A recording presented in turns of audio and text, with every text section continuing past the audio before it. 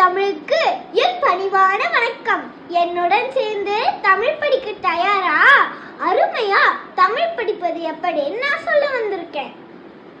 முதல்ல அ ஆ இ ஈ இந்த மாதிரி படிக்க ஆரம்பிக்காம அ அணில், ஆ ஆடு, இ இலை, ஈ ஈட்டி இந்த மாதிரி சொற்களோட சேர்த்து படிக்க ஆரம்பிக்கணும்.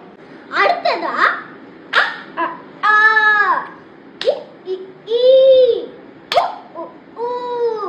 இந்த மாதிரி இரண்டு எழுத்துக்களா சேர்த்து படிச்சு பாருங்க.